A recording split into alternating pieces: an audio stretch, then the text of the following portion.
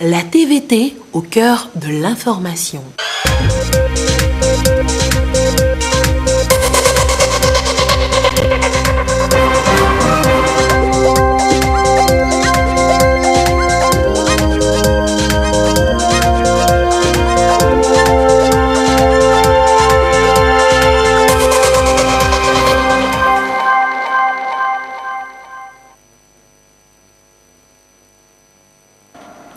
Bonsoir madame, bonsoir monsieur. Le titre de ce journal. Le Fonds monétaire international approuve un décaissement immédiat de 131 millions de dollars au profit du Togo pour faire face au Covid-19. Le décaissement, qui est 4 fois plus important que ce qui était prévu, est à mettre à l'actif des bonnes performances économiques du pays. Et nous ouvrons ce journal avec ce message de félicitations du président de la République démocratique du Congo à l'endroit de Faure Gnassingbé, président élu de la République du Togo. Le message dit ce qui suit. Monsieur le Président et chers frères, à l'occasion de votre brillante réélection en qualité de président de la République du Togo, j'ai le réel plaisir de vous présenter au nom du peuple et du gouvernement congolais, ainsi qu'en mon nom propre, nos vives et chaleureuses félicitations.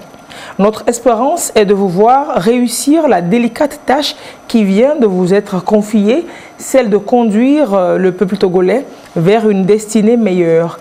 De même, nous souhaitons voir se consolider davantage durant votre nouveau mandat les relations de fraternité et de coopération qui existent entre nos deux pays. Tout en vous souhaitant un bon et fructueux mandat à la tête de votre pays, je vous prie d'agréer, Monsieur le Président et chers frères, l'expression de ma très haute considération. Le message est signé de Félix Antoine Tshisekedi Tshilombo, président de la République démocratique du Congo. Et les nouvelles du monde qui tournent au rythme de la maladie à coronavirus 2019, 1 255 946 cas. Au total sur Terre, 20,82% de décès et près de 80% de guérison quand même. Les chiffres au Togo, 44 cas confirmés à ce jour, 20 sont déjà guéris, 21 cas encore actifs et sous traitement, 3 personnes en sont mortes. Le Togo continue de recevoir du matériel médical pour sa riposte. Ce dimanche, un nouveau cargo est arrivé. Nous vous en parlerons dans nos prochaines éditions.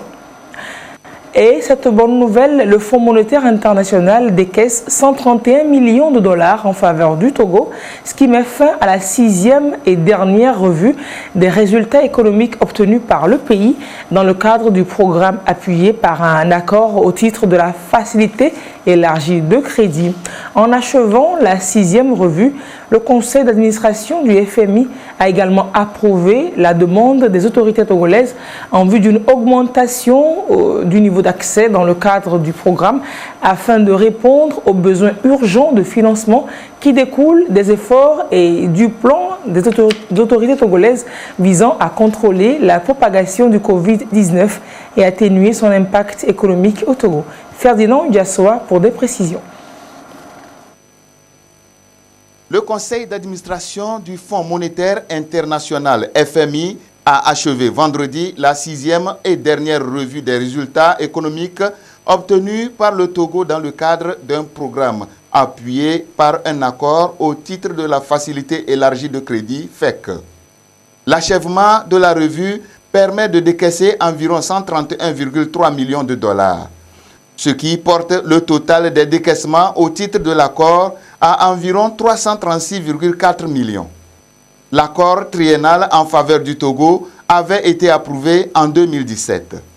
En achevant la 6e revue, le conseil d'administration a également approuvé la demande présentée par les autorités togolaises en vue d'une augmentation du niveau d'accès dans le cadre du programme afin de répondre aux besoins urgents de financement découlant des efforts et plans des autorités visant à contrôler la propagation du Covid-19 et atténuer son impact économique au Togo.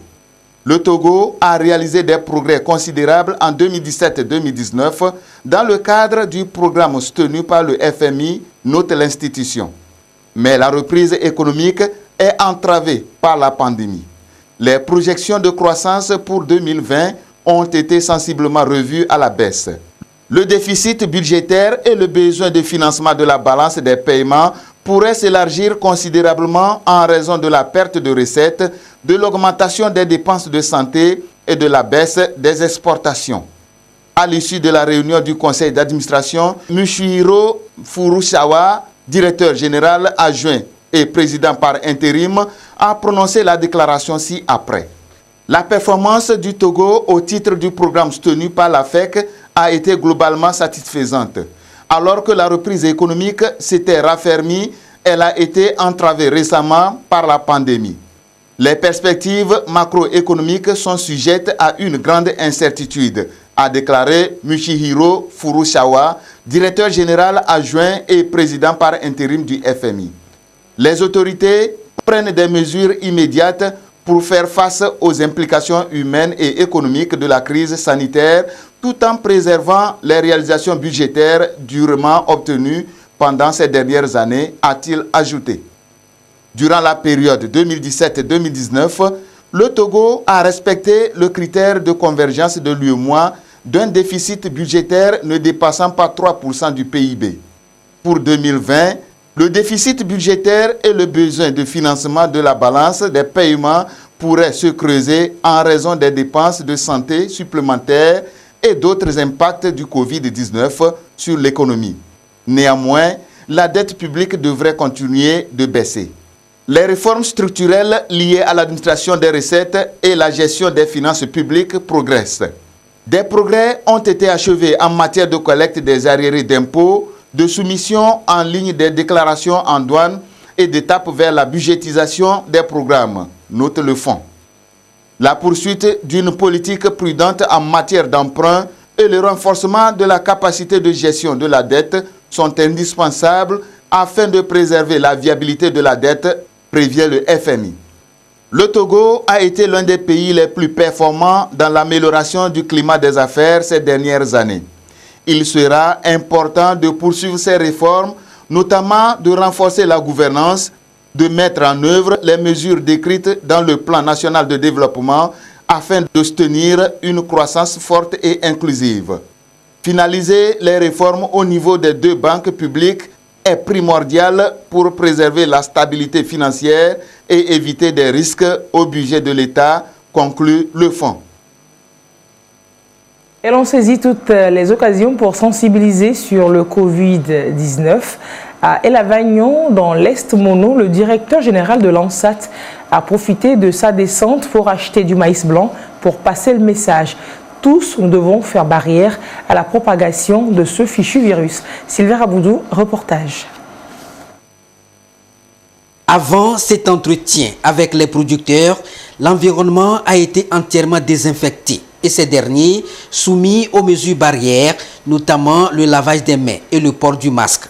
Le colonel Urokura Gadazi, directeur général de l'ANSAT, Agence nationale de la sécurité alimentaire du Togo, a voulu donc, bien avant l'opération d'achat de maïs, ici à El Avagnon, dans l'Est Mono, échanger avec ces entrepreneurs agricoles sur la nécessité de prévenir la maladie liée au coronavirus.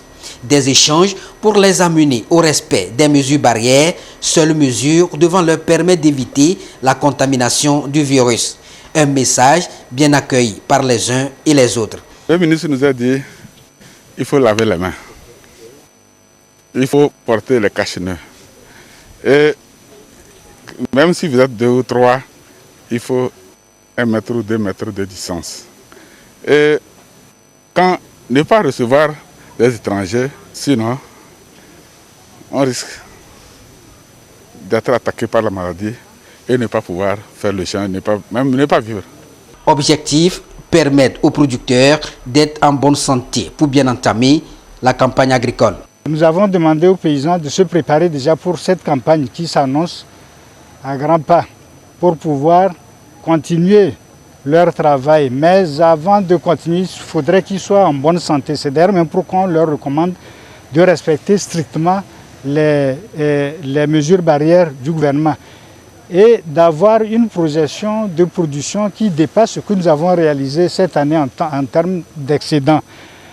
Et il n'est pas question pour les paysans de s'engouffrer dans une seule filière, la production de maïs, puisqu'il y a 9 filières porteuses qui sont connues de nous tous et pour lesquelles d'ailleurs même nous allons continuer les échanges pour pouvoir enregistrer les inscriptions dans d'autres filières beaucoup plus porteuses pour faire en sorte que le PND que le chef de l'État a mis en place commence par produire des résultats à partir de 2020-2021 pour qu'en 2022, et année étape d'évaluation des résultats, qu'on puisse avoir 500 000 emplois avec un taux de croissance qui va atteindre les 7,6%.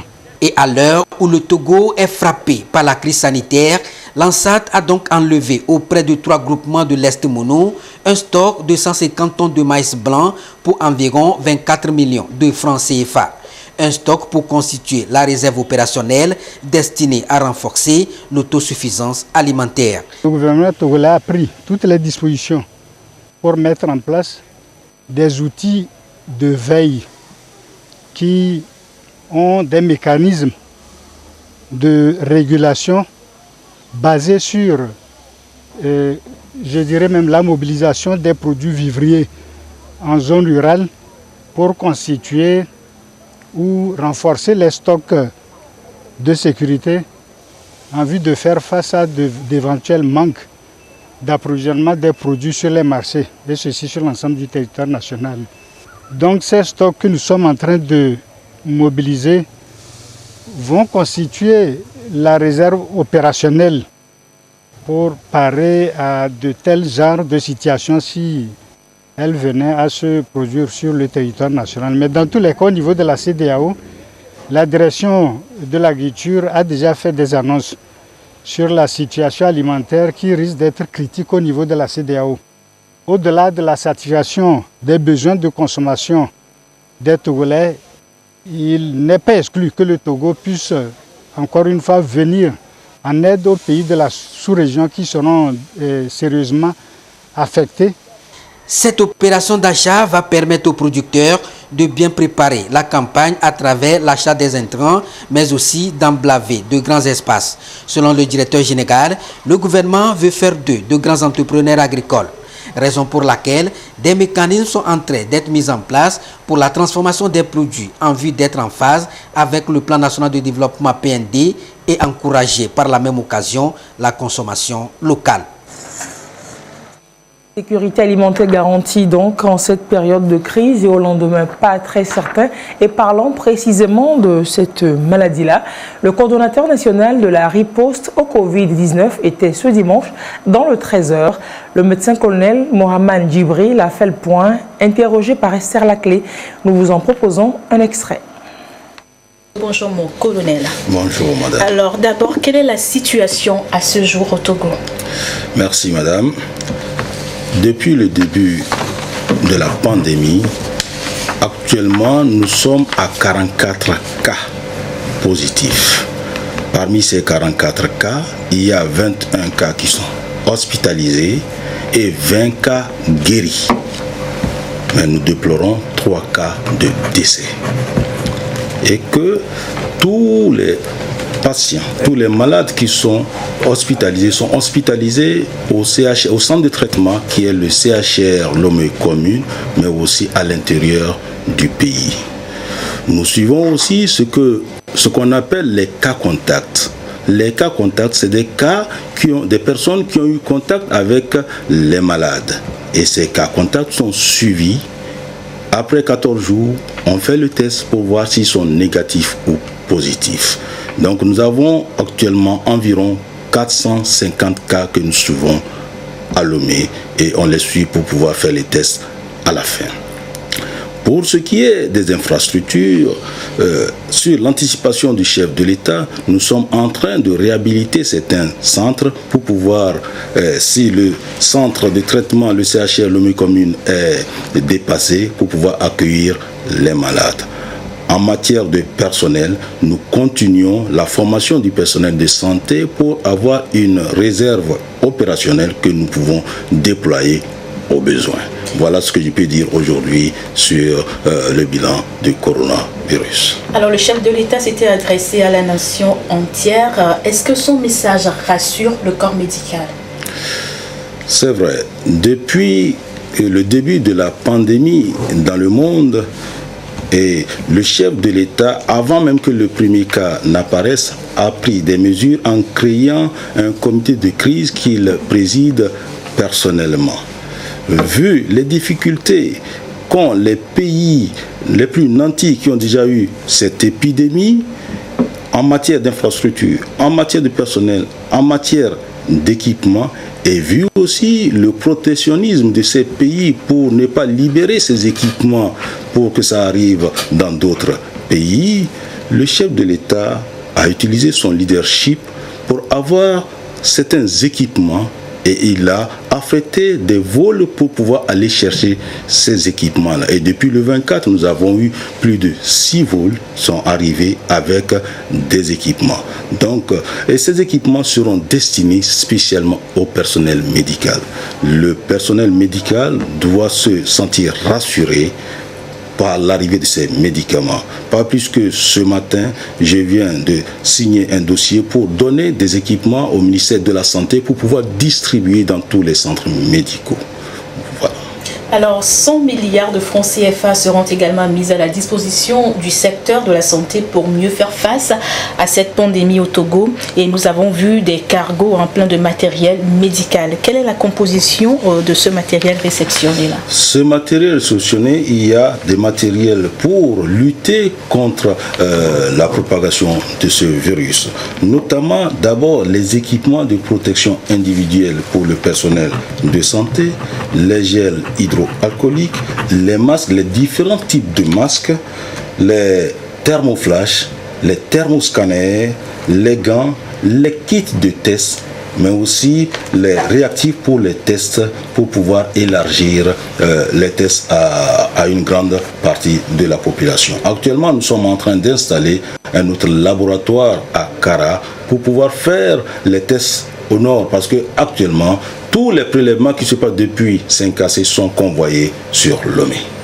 Alors, ce matériel est-il destiné vraiment à tout le personnel soignant engagé dans la lutte contre le Covid-19? Ce matériel est destiné presque unique et exclusivement au personnel soignant. Quelques matériels seront destinés au personnel de sécurité et de défense pour la mission que ce personnel a actuellement. Alors, y a-t-il encore du matériel attendu? Cet après-midi à 16h, vous viendrez à l'aéroport pour voir, il y a d'autres matériels qui vont arriver avec des avions. Alors, rappelez-nous que faire aujourd'hui pour se protéger et protéger les autres contre cette pandémie.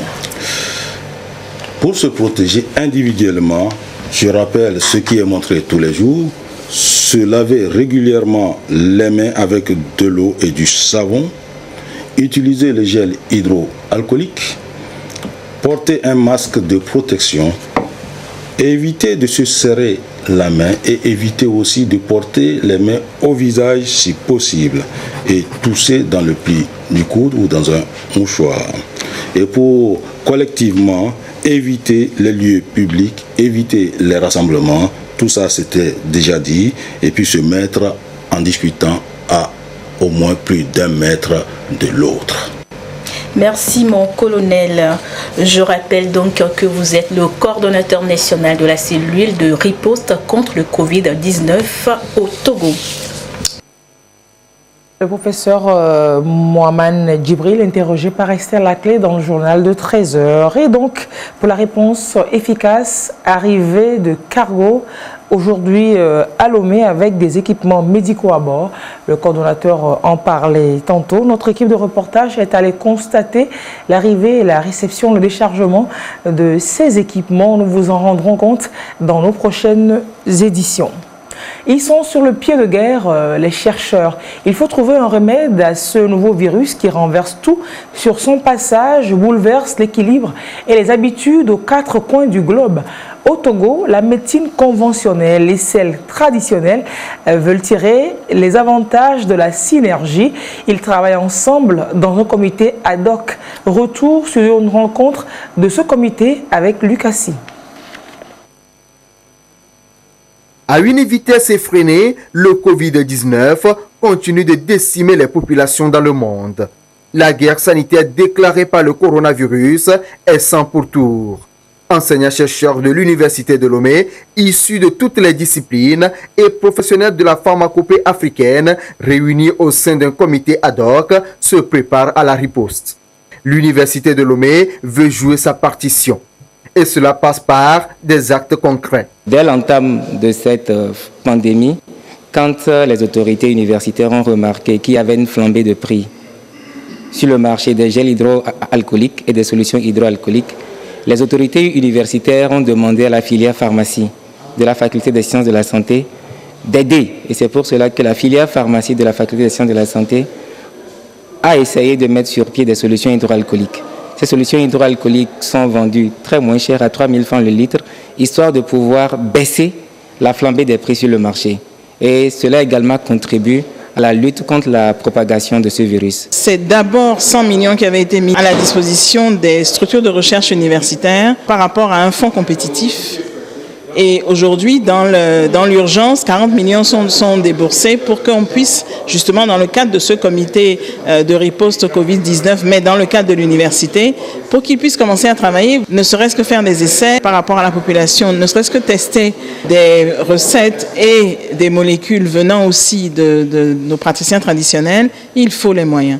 Donc, ce fonds compétitif, une partie va être repris pour pouvoir aller dans le sens de ces recherches-là, de ces recherches collégiales en fait.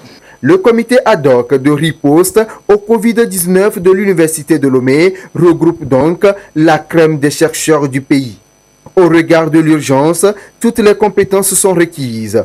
Les spécialistes de la médecine traditionnelle sont aussi prêts à apporter de l'eau au moulin. Nous allons travailler pour apporter des vraies informations concernant la gestion et en passant par l'axe préventif, en passant par l'axe aussi thérapeutique. Mais il y a aussi des mesures diétético-hygiéniques à prendre, qui sont des mesures personnelles aussi. Nous allons apporter toutes ces informations à l'endroit des autorités. Je crois que les autorités vont transmettre à la population togolaise. Il ne faut pas quand même ignorer les mesures déjà mises en place par le gouvernement. En médecine traditionnelle, actuellement, nous ne disposons de rien de thérapeutique que nous pouvons administrer à un malade de Covid-19. Mais nous sommes à l'heure de collaboration. Nous avons besoin d'apprendre la référence, de référer les malades vers les centres les plus dédiés, c'est-à-dire celles que l'État a mis en place pour recevoir ce type de malades. Si quelqu'un estime qu'il a quelque chose, il faut qu'il le démontre auprès des scientifiques d'abord, que ça soit validé avant d'être utilisé.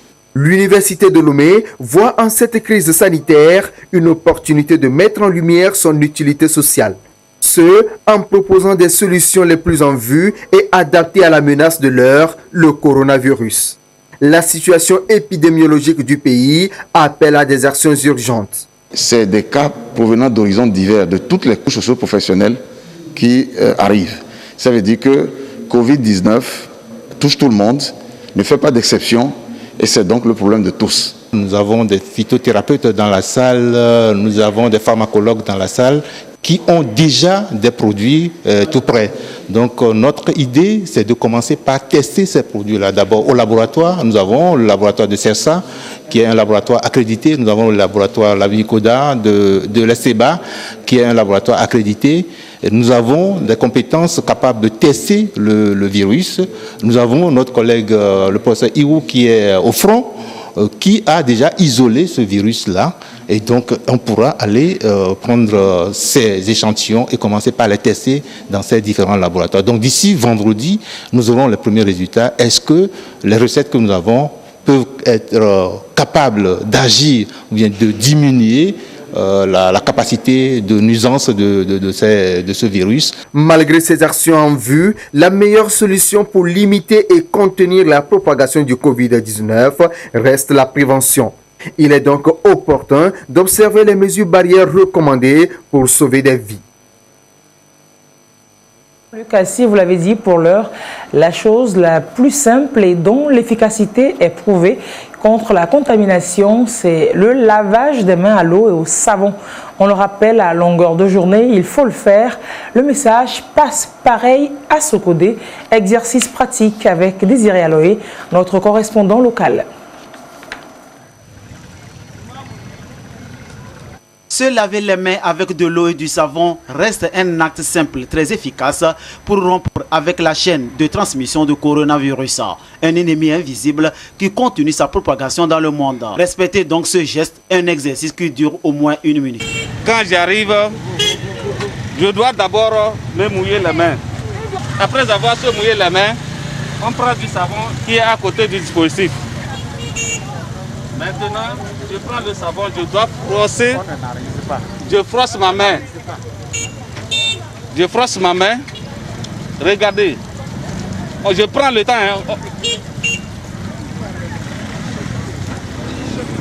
Donc je dois faire passer ma main dans les coins et les recoins parce que c'est dans les coins et les recoins que la maladie se cache. Donc je prends ma main, le doigt individuellement, je frotte. Je frotte.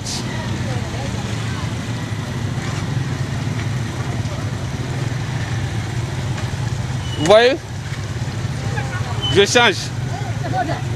Maintenant, dans la peau, c'est pour enlever la saleté qui est au niveau des ongles. Au moins 1 minute pour se laver correctement les mains. Après avoir fini, je reste ma main. L'eau et le savon sont donc conseillés et exigés pour se laver les mains très proprement. À part le système de lavage des mains, il y a aussi l'utilisation de la solution hydroalcoolique. Mais cette utilisation veut que la main soit aussi propre. Les gels hydroalcooliques, ça s'utilise quand les mains sont bien propres.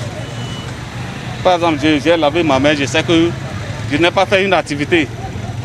Il n'y a pas de saleté sur la main. Je peux continuer par utiliser la solution hydroalcoolique pour tuer les microbes. Mais quand la main est trop sale, il faut se laver d'abord avant d'utiliser la solution hydroalcoolique. C'est ça qui est pratique.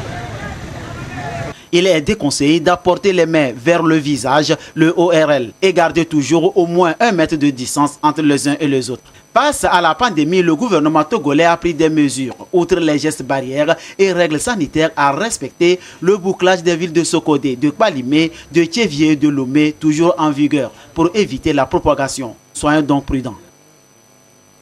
Pour faciliter ce geste salutaire à tous, la disposition du dispositif de lavage de mains dans les lieux publics est nécessaire. La vice-présidente UNIR Grand Lomé, accompagnée de certains élus du peuple, en ont donné ce dimanche au CMS de Legbasito. Regardons avec Dodo Ouaré. Des dispositifs de lavage de mains qui respectent les normes sanitaires. Tous ceux qui entrent ou sortent des formations sanitaires ont l'obligation de se laver les mains. Les députés, conseillers et maires du parti UNIR se mobilisent donc pour apporter leur appui au centre de santé dans le Grand Lomé. Les mains étant les principales voies de contamination de l'infection à virus corona, leur lavage régulier à l'eau et au savon reste l'un des moyens les plus efficaces de prévention. Avec ce dispositif, vous ne touchez rien et avec vos mains, c'est à pédale. Le savon est délivré dès que vous appuyez sur une pédale. L'eau également, c'est sur une pédale que vous appuyez pour avoir de l'eau. Et ensuite, vous vous essuyez les mains. Et vous jetez les papiers mouchoirs dans une poubelle. Nous appelons donc la population à faire un effort et pour que les dispositifs à robinet ne soient pas généralisés, d'autant plus qu'après avoir lavé les mains, vous retouchez le robinet et donc le problème subsiste toujours. C'est la raison pour laquelle nous avons opté pour ces dispositifs à pédale. Nous avons décidé d'équiper tous les CMS et là c'est une première vague de 20 dispositifs que vous avez avec du savon liquide et des papiers mouchoirs, accompagnés de poubelles bien sûr. Les formations sanitaires sont des lieux à fort risque de contamination et il est important aussi bien pour le personnel soignant que pour les malades de se conformer aux mesures barrières pour endiguer la pandémie. Des mesures que la responsable du CMS Legbasito promet de faire respecter de façon stricte. Ces dispositifs permettent à ce que tous ceux qui sont patients ou accompagnants qui arrivent dans nos centres puissent se laver les mains comme il se doit, autant à l'entrée qu'à la sortie des centres. Ceci dans le but d'éviter de contaminer s'il y avait d'éventuels suspects parmi eux et de ramener également ce virus chez eux à la maison. Donc nous remercions vraiment l'État, le gouvernement, les élus du Grand Lomé pour ces dispositifs. Nous les mettrons à la disposition de tous les patients, de tous les accompagnants. Ils seront présents effectivement dans nos centres de santé et contribueront à ce lavage effectif des mains qui doit se faire de manière régulière. L'occasion s'y prête pour sensibiliser le personnel soignant sur les mesures barrières et la responsabilité qui est la sienne dans la sensibilisation des patients. C'est important communiqué qui vient de nous parvenir, communiqué du gouvernement, dans le souci de mettre en œuvre toutes les mesures susceptibles d'éviter la propagation de la pandémie du coronavirus dans notre pays et donc de mieux protéger la population contre cette pandémie destructrice. Le ministre des Infrastructures et des Transports et le ministre de la Sécurité et de la Protection civile ont annoncé le 4 avril 2020 à l'attention des sociétés de transport urbain de passagers et des syndicats de conducteurs routiers du Togo certaines mesures restrictives, en l'occurrence concernant le Grand Lomé, préfecture du Golfe et d'Aguenivé. En attendant que les mesures d'accompagnement prises en vue de soutenir les différentes couches vulnérables et socio-professionnelles concernées ne soient effectives, eh bien, le gouvernement suspend jusqu'au 11 avril 2020 l'application des mesures précédemment annoncées le 4 avril dernier concernant le secteur des transports urbains. Le gouvernement compte sur le sacrifice citoyen de toute la population afin qu'ensemble, nous puissions éradiquer la pandémie du Covid-19. Communiqué fait ce 5 avril 2020, signé par le gouvernement. Et pour suivre cet autre communiqué du ministre de l'Eau, de l'équipement rural et de l'hydraulique villageoise. Dans le cadre de la mise en œuvre des mesures décidées par son Excellence, Monsieur le Président de la République pour la riposte à la pandémie du coronavirus et sur ses hautes instructions, le ministre de l'Eau et de l'équipement rural et de l'hydraulique villageoise communique.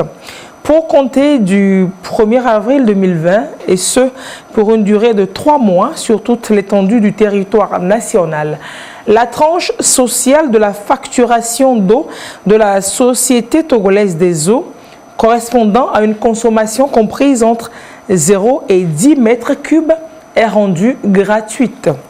Il est mis à la disposition de la population 5000 branchements sociaux à coût réduit à 25 000 francs au lieu de 75 000 francs CFA.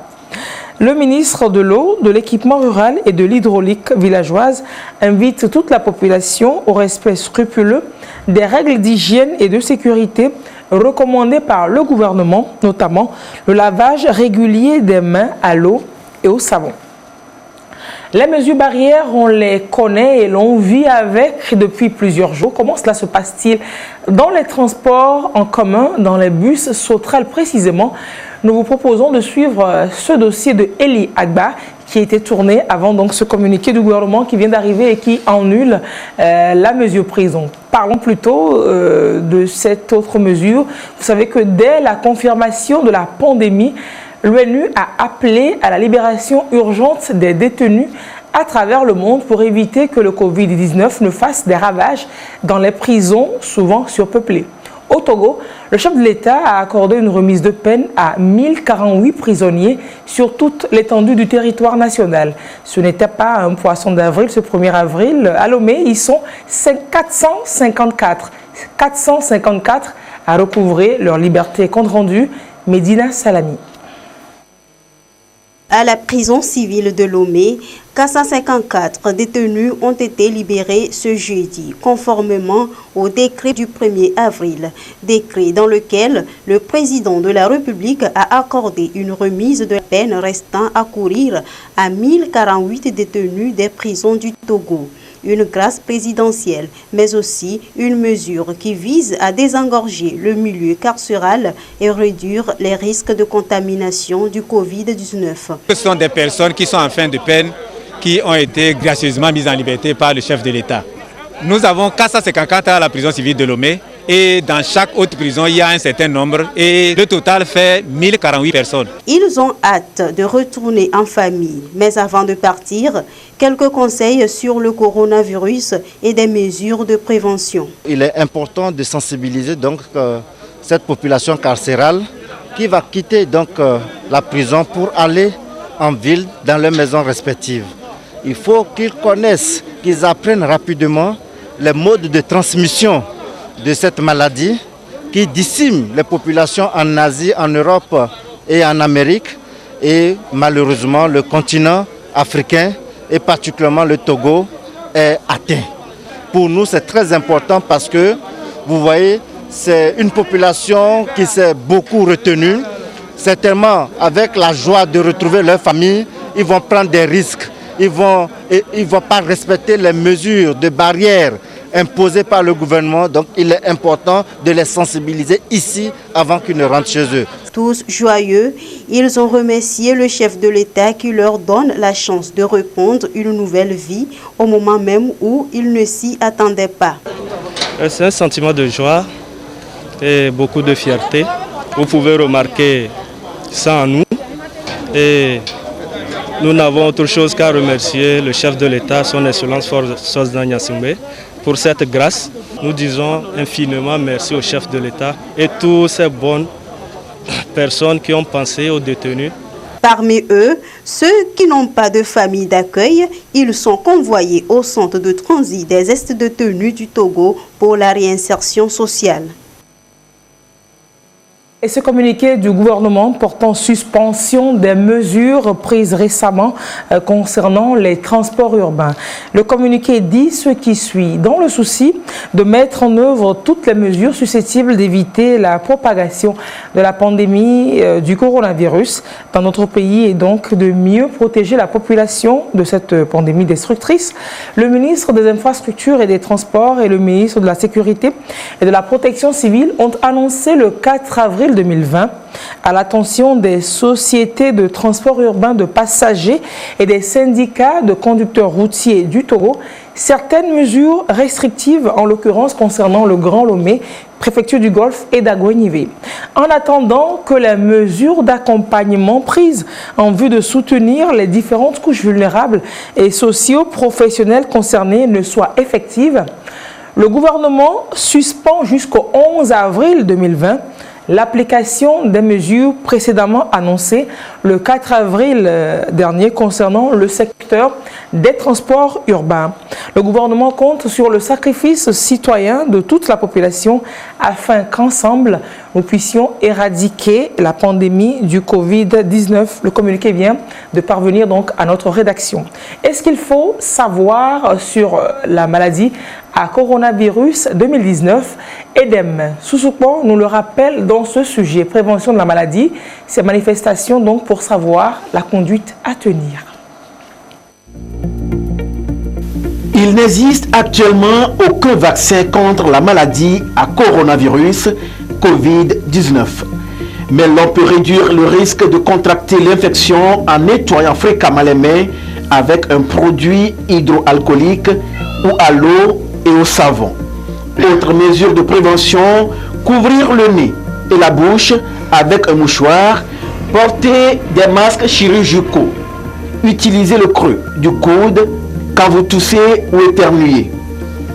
Le virus se transmet par des gouttelettes respiratoires de la personne infectée lorsqu'elle tousse ou éternue. Ces gouttelettes se propagent à 1 mètre maximum. Le virus peut survivre sur des objets comme des billets de banque si les gouttelettes tombent dessus, mais le risque est très faible. En cas de doute, évitez tout contact avec le public, s'isoler et appeler des professionnels de la santé. Les personnes infectées par le Covid-19 peuvent n'avoir que peu ou pas de symptômes puisqu'ils s'apparentent à ceux d'un rhume ou d'une grippe. Les symptômes peuvent prendre jusqu'à 14 jours pour apparaître après l'exposition au Covid-19. La maladie se caractérise par des symptômes bénins parmi lesquels un écoulement nasal, un mal de gorge, de la toux, de la fièvre et des difficultés respiratoires. Le temps d'incubation du virus peut aller de 2 à 14 jours. Et nous achevons ce journal en vous rappelant que le gouvernement suspend jusqu'au 11 avril prochain l'application des mesures prises le 4 avril dernier concernant le secteur des transports urbains en attendant que les mesures d'accompagnement en vue de soutenir les couches vulnérables et les socio-professionnels concernés ne soient effectives. Merci d'avoir suivi ce journal qui s'achève ainsi à 22h30. Vous avez rendez-vous avec Yata Aratem. Restez sur la TVT pour la suite de ces programmes. Au revoir et à très bientôt.